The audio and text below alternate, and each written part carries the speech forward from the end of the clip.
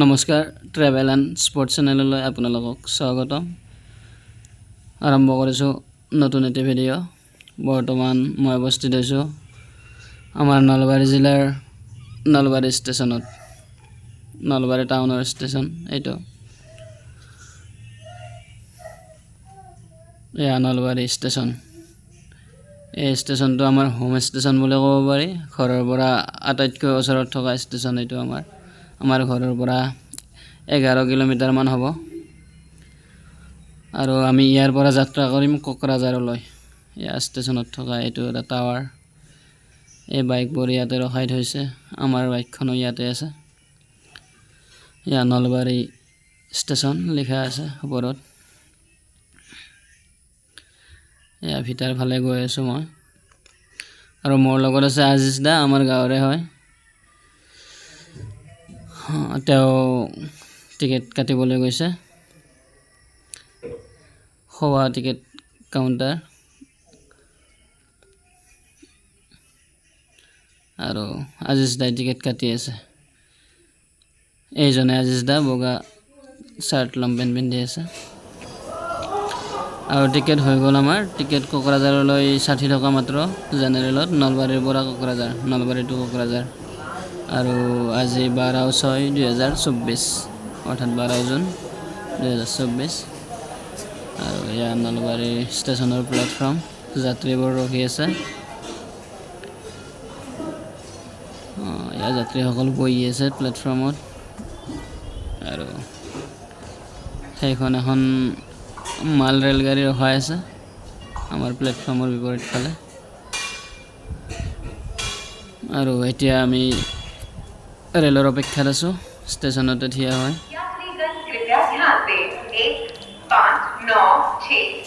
এইফালৰ পৰা ৰেল আহিব আমাৰ কোকৰাঝাৰলৈ যোৱা ইয়াত যাত্ৰীসকল বহি আছে কিছুমানে ক'ৰবালৈ গৈ আছে আহি আছে সৌ দূৰত ৰেল লাইনৰ কাম চলি আছে চিৰিবোৰ সমান কৰি আছে কিছুমান অকণমান হালি যোৱা চিৰিবোৰ উঠাই আছে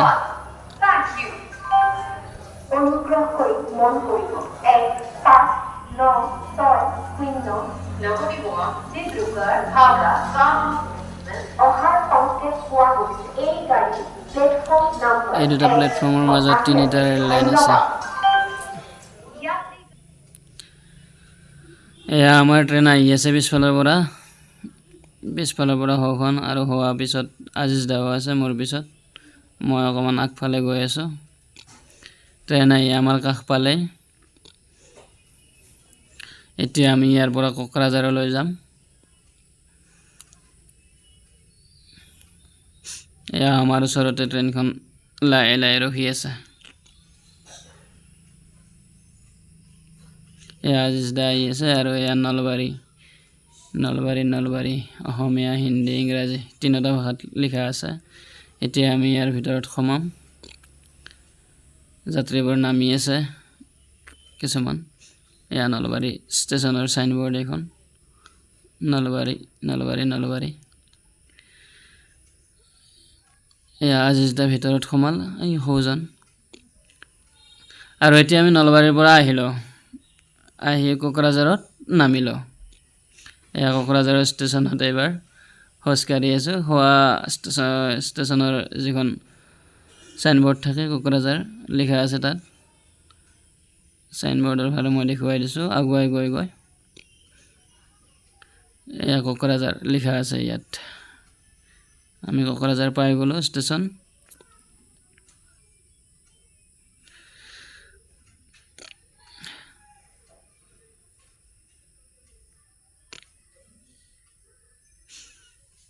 এতিয়া আমি ৰেল লাইন পাৰ হৈ কোকৰাঝাৰ টাউনৰ ফালে যাম এয়া গৈ আছোঁ এইফালে সোমাই গৈ কোকৰাঝাৰ টাউন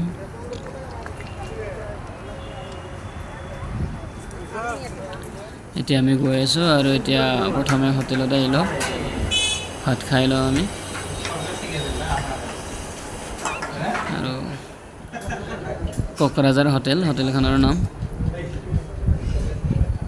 আমি ভাত খাই আছোঁ বৰ্তমান আৰু ভাত খাই উঠি ই ৰিক্সাৰে আমি BTC ছেক্ৰেটাৰিয়েটলৈ গৈ আছোঁ। ই ৰিক্সাৰে গৈ আছোঁ।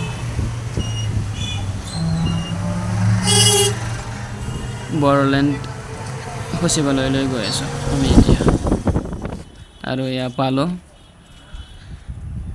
এয়া হৈছে বড়োলেণ্ড সচিবালয়ৰ সেইখন গেট আছিল। গেটৰ একেবাৰে তলত নমাই দিলে বাবে গেটৰ সন্মুখভাগ দেখুওৱা নহ'ল।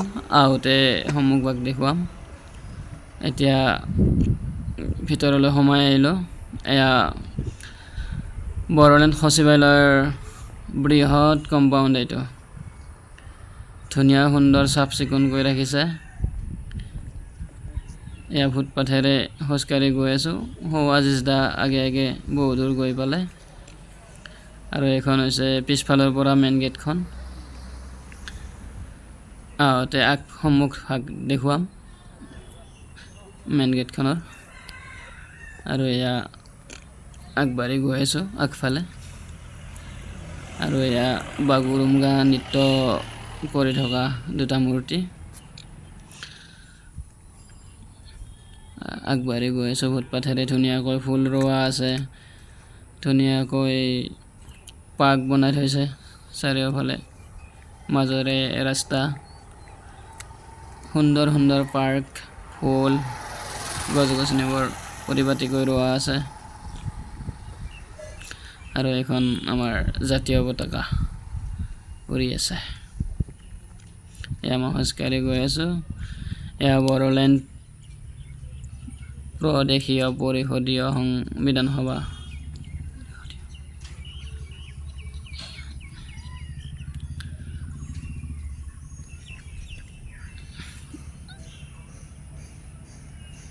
আৰু এয়া দেখি আহিছোঁ বড়োলেণ্ড প্ৰদেশীয় পৰিষদীয় বিধানসভা, বড়োলেণ্ড টেৰিটৰিয়েল কাউন্সিল।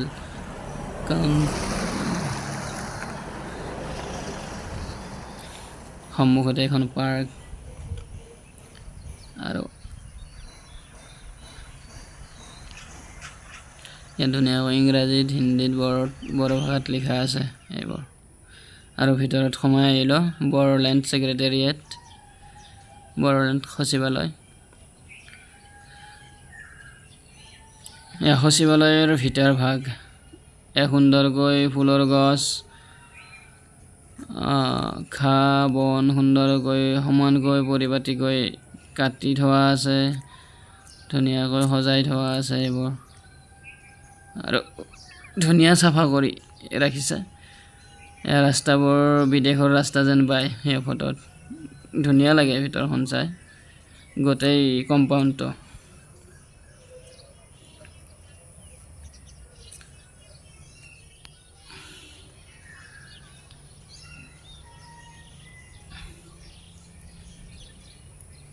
এয়া মই ভিডিঅ' কৰি কৰি অকণমান ফুৰি আছোঁ। আৰু ৰ'দ পৰাৰ বাবে ৰাস্তাবোৰ বগা বগা দেখা হৈছে। বতৰটো অকণমান সেমেকা, তথাপি সূৰ্যৰ ফালে ঘূৰাই দিলে পোহৰটো অলপ বেলেগ হৈ যায়। এইফালে ঠিকে আছে, ৰাস্তাবোৰ ছুইজাৰলেণ্ডৰ ৰাস্তা যেন পায়। ধুনীয়া পৰিপাটিকৈ ৰাখিছে সকলোবোৰ বস্তু ইয়াত।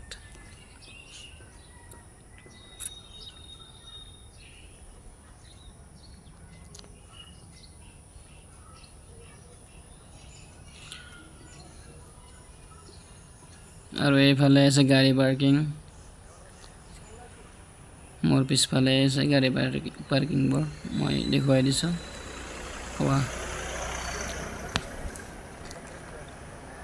কিছুমান আহি আছে, কিছুমান গৈ আছে ইয়াত কাম কৰা এমপ্লয়ীবোৰ।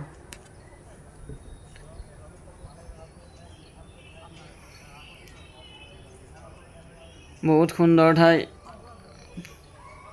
বহুত ভাল লাগে ইয়ালৈ গৈ।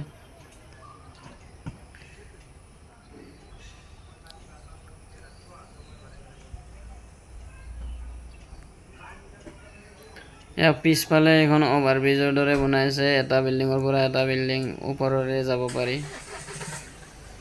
ধুনীয়াকৈ বৰষুণ দিলেও যাব পাৰি, ওপৰত টিন দিয়া আছে।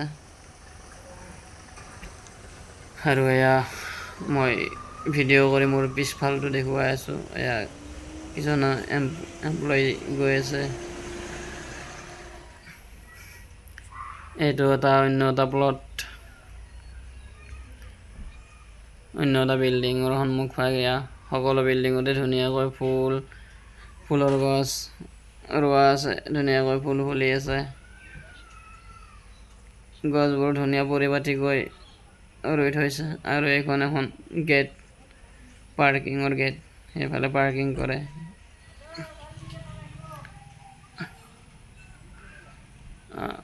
এইটো এটা বেলেগ বিল্ডিং, ইয়াৰ ভিতৰত বাৰু সোমোৱা নাই মই।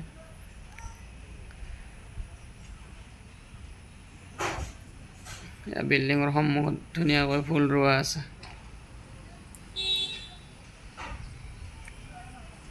সন্মুখভাগতে জাতীয় পতাকা উৰি আছে। আৰু এইখন গেটেৰেও আহিব পাৰি।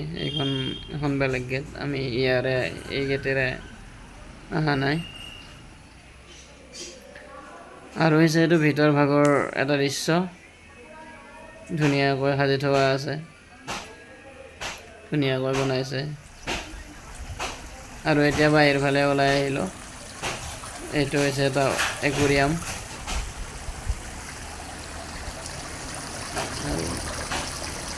এইখন সৰু পাহাৰৰ দৰে বনাইছে, নিজৰাৰ দৰে পানী আহি আছে। পানীবোৰ আহি একুৰিয়ামত পৰে।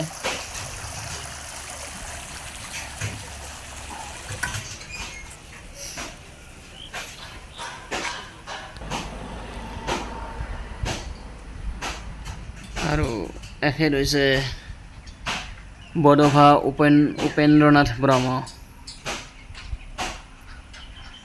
তেখেতৰ মূৰ্তি ইয়াত সচিবালয়ৰ সন্মুখত ধুনীয়াকৈ বনাইছে। এইটো লিখা আছে বডোফা উপেন্দ্ৰনাথ ব্ৰহ্ম।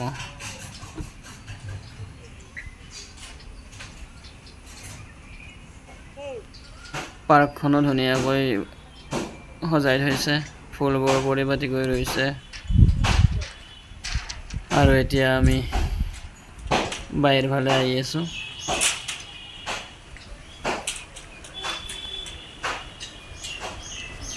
এয়া ফুটপাথেৰে খোজকাঢ়ি আহি আছোঁ। আৰু এইবোৰ ইয়াত কিবা বনাই আছে, পেণ্ডেল বোধ হয়, কিবা মিটিং হ'ব পাৰে। সৌখন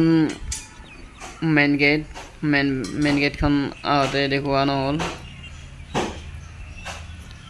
এতিয়া বাৰু ধুনীয়াকৈ দেখুৱাম বাহিৰ ওলাই গৈ। আৰু খোৱা যিচটা আগে আগে গৈ আছে বহু দূৰ পালে। আৰু ময়ো এতিয়া লেফ্ট চাইডে গ'লোঁ, গৈ এয়া বাগৰুম্বা নৃত্য কৰি আছে। নৃত্য কৰি থকা মূৰ্তি। মুঠতে সকলো বস্তু ইয়াত ধুনীয়াকৈ সজাই থৈছে, গোটেই কম্পাউণ্ডটোতে ধুনীয়া লাগে। ইয়ালৈ আহি এতিয়া মই মেইন গেটৰ ফালে গৈ আছোঁ।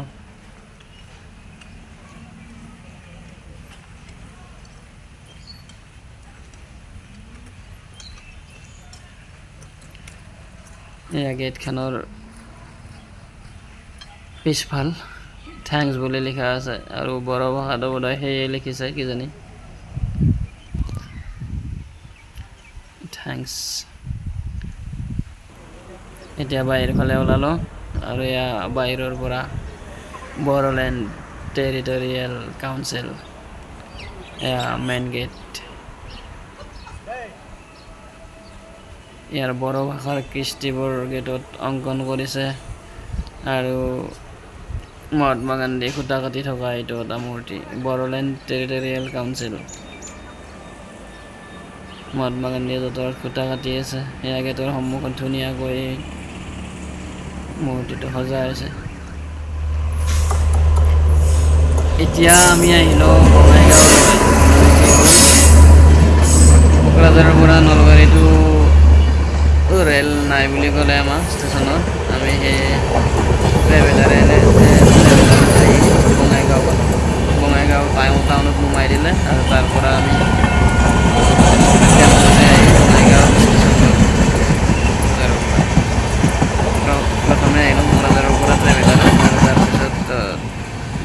টাউনৰ পৰা বঙাইগাঁও ষ্টেচনলৈ টেম্পোত আহিলোঁ আৰু এয়া বঙাইগাঁও ষ্টেচন পালোঁ। এয়া বঙাইগাঁও ষ্টেচনত খোজকাঢ়ি আহি আছোঁ।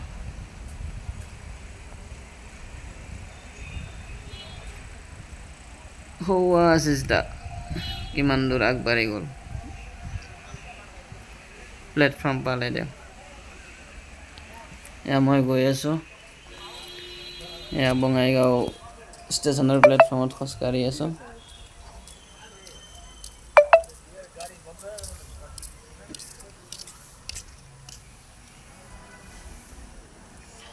বঙাইগাঁও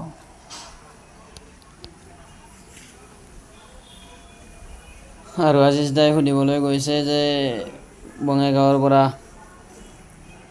নলবাৰীলৈ ৰেল পাম নে নাপাম, কাউণ্টাৰত গৈ সুধিলে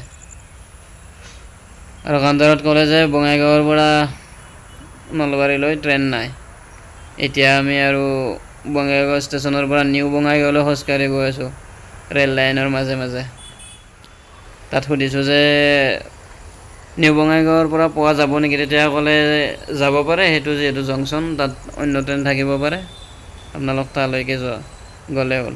এতিয়া আমি নিউ বঙাইগাঁৱলৈ খোজকাঢ়ি গৈ আছোঁ, বেছি দূৰ নহয়, 2 কিলোমিটাৰমান হয়। ৰেল লাইনে ধুনীয়াকৈ গৈ আছোঁ। এয়া ৰেল লাইনৰ চাৰিওফালে দেখুৱাই আছোঁ।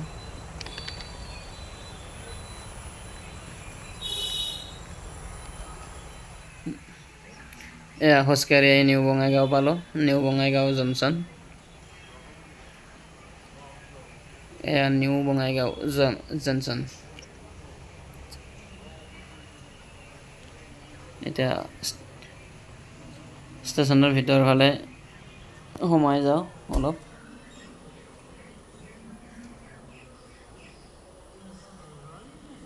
ইয়াৰ পেচেঞ্জাৰবোৰে ৰৈ আছে, কিছুমানে শুই আছে, বহি আছে আৰু আমি ইয়াৰ পৰা নলবাৰীলৈ ট্ৰেইনত গুচি আহিলোঁ।